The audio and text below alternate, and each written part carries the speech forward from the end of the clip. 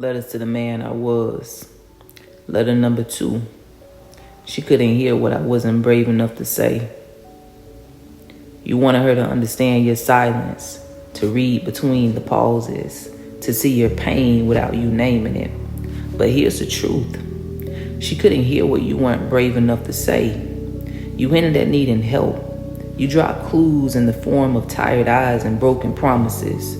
You said, I'm just going through something. But you never let her in to see what that something really was. You told yourself she didn't care. But what really happened is you made her guess, and guessing gets heavy. You wanted therapy. You said it out loud once or twice, but you waited for someone to drag you to healing instead of deciding to walk there yourself.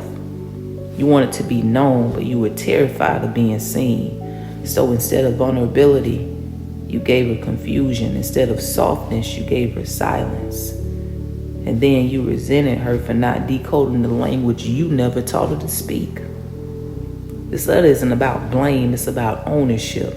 Because the truth is, she wasn't ignoring you, you were hiding. And now that you see that, you don't get to weaponize your silence as evidence of being misunderstood. She didn't abandon you. She exhausted herself trying to reach a version of you that refused to open the door. So let's call it what it is. You were scared, not evil, not heartless, but scared. And fear left unspoken turns into distance. And that distance cost you someone who only ever wanted closeness. This letter isn't about rewriting what happened. It's about finally telling the truth. You weren't waiting to be saved.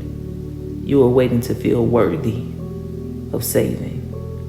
And the moment you decided to stop waiting is the moment healing began. She couldn't hear what you weren't brave enough to say, but now you're finally speaking. And maybe no one else will hear this, but you did. And for the first time, that's enough.